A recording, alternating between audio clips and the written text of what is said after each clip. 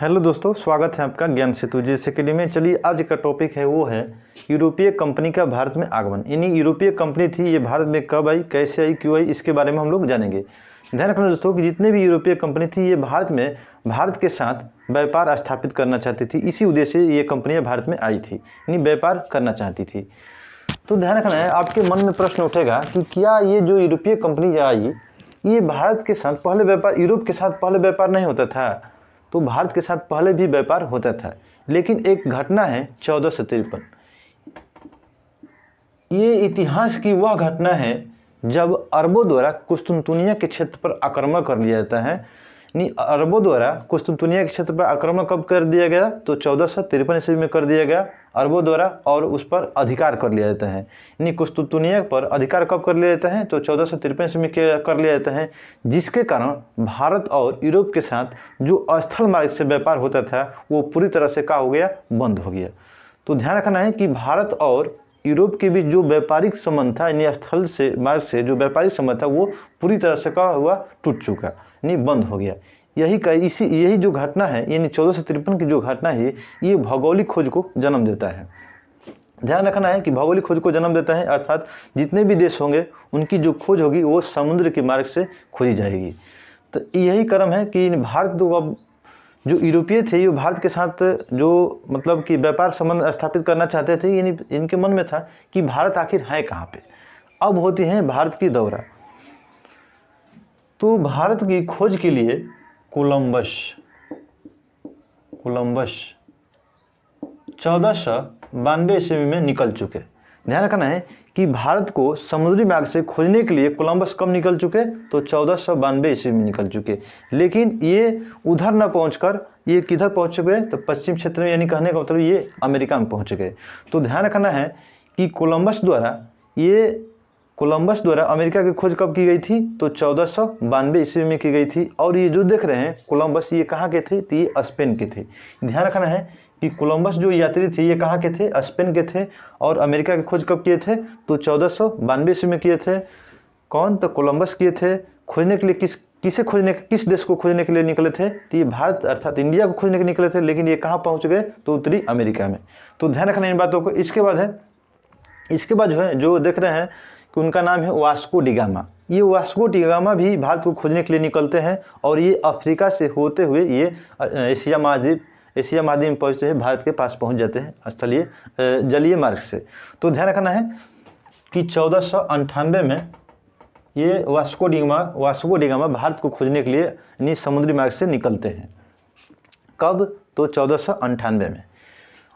उसके बाद हम लोग कुछ देखते हैं यहाँ पे कि कौन कौन सी कंपनियां हैं, यानी भारत की खोज होगी और भारत के साथ जो था अब कैसा होगा, जो व्यापार होगा वो जलीय मार्ग यानी समुद्र मार्ग से व्यापार स्थापित होगा। तो चलिए देखते हैं कि कंपनी की स्थापना। पहले हम देखते हैं कि कौन कौन सी यूरोपीय कंपनी की स्थापना पहले हुई है। ये कौन कौन सी यूरोपीय कंपनी की कब कब स्थापना हुई है, इसके बारे में हम लोग जानेंगे। ध्यान रखना है कि पहली पुर्तगाल कंपनी की पहली स्थापना जो हुई थी वो 1498 ईस्वी में हुई थी। ध्यान रखना है कि पुर्तगाल कंपनी की स्थापना कब हुई थी? तो 1498 ईस्वी में हुई थी। इसके बाद है अंग्रेजी ईस्ट इंडिया कंपनी। ध्यान रखना है कि अंग्रेजी ईस्ट इंडिया कंपनी की जो स्थापना हुई थी 31 दिसंबर 1600 ईस्वी में की गई थी। उस समय महारानी थी महारानी एलिजाबेथ प्रथम। तो ध्यान रखना है कि अंग्रेजी ईस्ट इंडिया कंपनी की स्थापना 1600 ईस्वी में हुई थी। इसके बाद है डच ईस्ट इंडिया की स्थापना 1602 ईस्वी में हुई थी। इसके बाद है डेनिश ईस्ट इंडिया कंपनी की स्थापना 1616 ईस्वी में हुई थी। इसके बाद है स्वीडिश ईस्ट इंडिया कंपनी की स्थापना 1631 ईस्वी में हुई थी। और फ्रांसीसी कंपनी की स्थापना 1664 ईस्वी में हुई थी। चलिए दोस्तों एक बार और रिपीट करते हैं।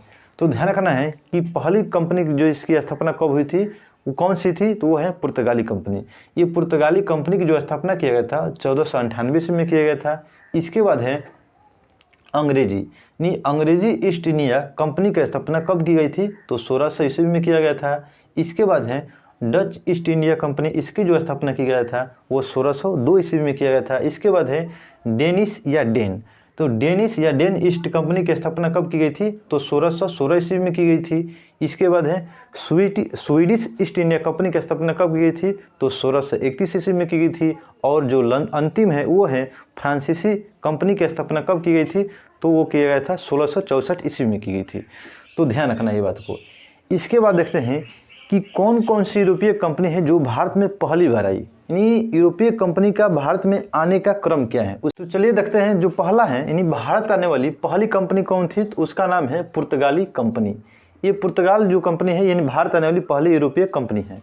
इसके बाद देख रहे हैं डच ईस्ट इंडिया कंपनी, यानी भारत आने वाली दूसरी यूरोपीय कंपनी कौन थी? तो वह है डच ईस्ट इंडिया कंपनी, जो कब आई थी? 1595 ईस्वी में। तो ध्यान रखना है कि डच ईस्ट इंडिया कंपनी कौन सी क्रम की थी? तो वो दूसरी क्रम की थी। इसके बाद है अंग्रेजी ईस्ट इंडिया कंपनी। ये जो अंग्रेजी ईस्ट इंडिया कंपनी आई थी ये तीसरे क्रम पर आई थी यूरोपीय कंपनी। चौथे नंबर पर डेनिश कंपनी और अंतिम जो थी वो फ्रांसीसी कंपनी। तो ध्यान रखना है यहाँ पर जो देख रहे हैं कि भले ही ईस्ट इंडिया यानी ईस्ट इंडिया अंग्रेजी ईस्ट इंडिया कंपनी की स्थापना कब हुई थी? तो 1600 ईस्वी में हुई थी, लेकिन भारत आने वाली कौन सी कंपनी थी? ये कौन से क्रम की कंपनी थी? तो तीसरी कंपनी थी। ध्यान रखना है कि जो पहली कंपनी थी वो थी पुर्तगाल कंपनी, दूसरी जो थी डच ईस्ट इंडिया कंपनी और जो तीसरी थी ये अंग्रेजी ईस्ट इंडिया कंपनी।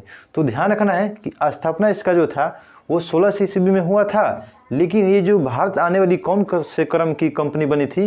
ये तीसरे क्रम की कंपनी बनी थी। कौन? तो अंग्रेजी ईस्ट इंडिया कंपनी। और डेनिश कंपनी अंग्रेजी ईस्ट इंडिया कंपनी के बाद आई और अंतिम आने वाली कौन थी? तो वह है फ्रांसीसी कंपनी जो 1668 ईस्वी में। तो ध्यान रखना है। जिसके बाद एक बार और रिपीट करते हैं। पहली बार जो आई थी पुर्तगाली कंपनी आई थी, इसके बाद आई थी तो डच आई थी, इसके बाद अंग्रेजी ईस्ट इंडिया कंपनी आई थी, इसके बाद है डेनिश कंपनी आई थी और अंतिम में आई थी कौन सी? तो फ्रांसीसी कंपनी। इसके बाद चलते हैं दोस्तों हम लोग अब पुर्तगाल कंपनी के बारे में हम लोग पढ़ते हैं। पुर्तगालों के बारे में हम लोग जानते हैं। ध्यान रखना है कि वास्को डी गामा यानी भारत को खोजने के लिए कौन निकले थे? तो उनका नाम है वास्को डी गामा। तो वास्को डी गामा 20 मई 1498 ईस्वी को ये कालीकट बंदरगाह पर पहुंचते हैं। ये भारत के कालीकट बंदरगाह पर कब पहुंचे थे?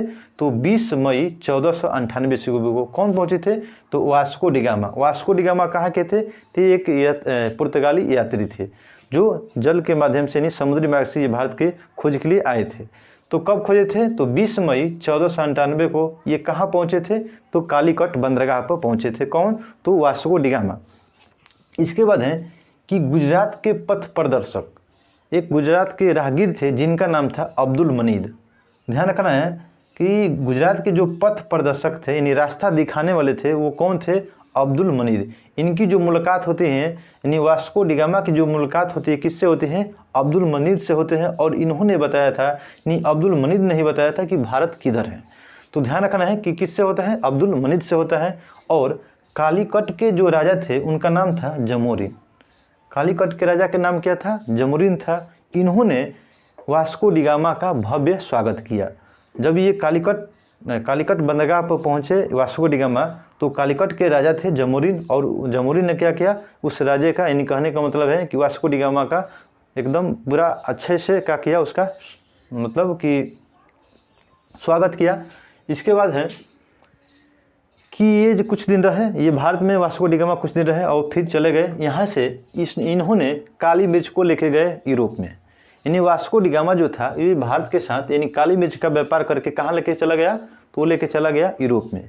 और जब ये यूरोप में पहुँचा तो जहाँ जितना रुपया में यहाँ से खरीदा था वहाँ से देखा तो 60 लाख गुना उसको फ़ायदा ज़्यादा हुआ।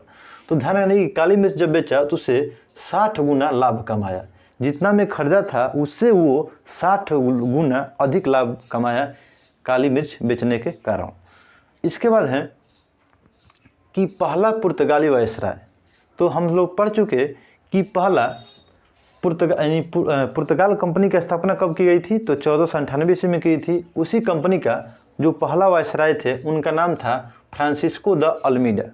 ध्यान रखना है कि पहला पुर्तगाली कंपनी के वायसराय कौन थे या गवर्नर जनरल कौन थे? तो उनका नाम था फ्रांसिस्को द अल्मीडा। ये कब आए थे भारत? तो ये 1505 ईस्वी में भारत आए थे। ध्यान रखना है कि भारत आने वाले पहले पुर्तगाली वायसराय कौन थे? तो उनका नाम है फ्रांसिस्को द अल्मीडा। कब आए थे? तो भारत 1505 ईस्वी में भारत आए थे। इसके बाद है ब्लू वाटर पॉलिसी, यानी नीले जल की नीति। ये किसके द्वारा शुरू किया गया था? तो द अल्मीडा। हम पूरा इसको याद नहीं रखेंगे, फ्रांसिस्को नहीं याद रखेंगे, इसका रखेंगे द अल्मीडा। तो ध्यान रखना है कि ब्लू वाटर पॉलिसी की शुरुआत किसके द्वारा किया गया था? तो दी या द अल्मीडा के द्वारा शुरू की गई थी।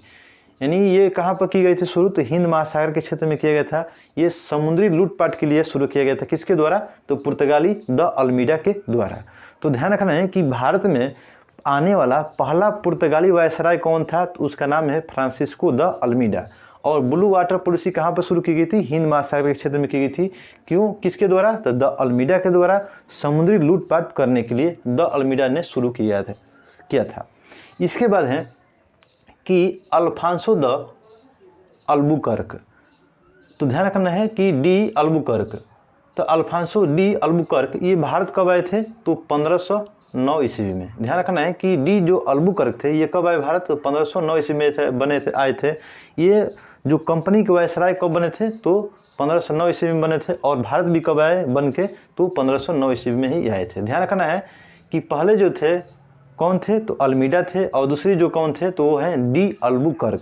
तो ध्यान रखना है कि डी अल्बुकर्क थे ये कौन से क्रम के थे? तो दूसरे क्रम के थे। कब आए थे भारत में? तो 1509 ईस्वी में गवर्नर बने और भारत ये आ गए। इसके बाद है इन्होंने 1510 ईस्वी में गोवा को जीत लिया। ध्यान रखना है कि जो डी अल्बुकर्क थे गोवा को कब जीत लिया? तो 1510 ईस्वी में जीत लिया। और गोवा के यूसुफ आदिल शाह, तो यानी बीजापुर के शासक कौन थे? तो बीजापुर के शासक थे यूसुफ आदिल शाह। उससे ये जो देख रहे हैं डी अल्बुकर्क ने गोवा को जीत लिया। कब? तो 1510 ईस्वी में। ध्यान रखना है कि डी अल्बुकर्क के द्वारा 1510 ईस्वी में गोवा को जीत लिया गया था। और बीजापुर के शासक कौन थे? तो वो थे यूसुफ आदिल शाह। यानी यूसुफ आदिल शाह से ही डी अल्बुकर्क ने गोवा को 1510 ईस्वी में जीत लिया। इसके बाद है कि भारत में पुर्तगाली शक्ति का स्थापित किसे माना जाता है? तो द अल्बुकर्क को माना जाता है या डी अल्बुकर्क को माना जाता है। ध्यान रखना है कि भारत में पुर्तगाली शक्ति की स्थापना किसके द्वारा किया गया था? तो उनका नाम है डी अल्बुकर्क। ध्यान रखिएगा कि भारत में पुर्तगाली शक्ति का स्थापना किसके द्वारा किया गया था? तो डी अल्बुकर्क के द्वारा किया गया था। इसके बाद है कि पुर्तगालियों द्वारा भारत में पहला फैक्ट्री कहाँ लगाया गया था? तो ध्यान रखना है कि पुर्तगालियों द्वारा भारत में जो पहली फैक्ट्री लगाया था वो कोचीन में लगाया गया था। और कब लगाया गया था? तो 1503 ईस्वी में लगाया गया था। ध्यान रखना है कि पुर्तगाली के द्वारा भारत में पहला फैक्ट्री कब लगाया गया था? तो 1503 ईस्वी में लगाया गया था। कहाँ पर लगाया गया था? तो कोचीन में लगाया गया था। कहाँ पे? तो कोचीन में लगाया गया था। इसके बाद है कि मध्यकाल में ध्यान रखना है कि मध्यकाल में व्यापार संबंध करने वाला पहला कौन सा देश था? तो वो है यानी यूरोपीय देश से था। कौन? ध्यान रखना है कि यूरोपीय था। तो मध्यकाल में व्यापारिक संबंध स्थापित किसके साथ हुआ था? तो यूरोप के साथ हुआ था। और हुगली नदी का उपयोग ध्यान रखना है कि मध्यकाल में व्यापारिक संबंध किसके साथ शुरू हुआ था? तो वो पुर्तगाली के साथ हुआ था। ध्यान रखना है कि सबसे पहले जो व्यापारिक संबंध हुआ था किस देश के साथ हुआ था? तो पुर्तगाल देश के साथ हुआ था यानी मध्यकाल में। इसके बाद है कि हुगली नदी का उपयोग किसके द्वारा किया जाता था? यानी किस यूरोपीय देश के द्वारा हुगली नदी का प्रयोग किया जाता था? तो वह है पुर्तगाल। यानी पुर्तगालियों द्वारा ये हुगली नदी का उपयोग किया जाता था। ये जो हुगली है ये समुद्री बंगाल की खाड़ी में हुगली नदी का उपयोग जो किया जाता था ये समुद्री लूटपाट के लिए किया जाता है। तो ध्यान रखना है कि हुगली नदी का उपयोग क्यों करते थे पुर्तगाली? तो वह है समुद्री लूटपाट के लिए। यानी समुद्री लूटपाट के लिए हुगली नदी का उपयोग किसके द्वारा किया जाता था? तो पुर्तगालियों के द्वारा किया था। तो चलिए दोस्तों, हमें उम्मीद होगी कि ये वीडियो आपको काफ़ी अच्छी लगी होगी। ठीक है, थैंक्स फॉर वॉचिंग।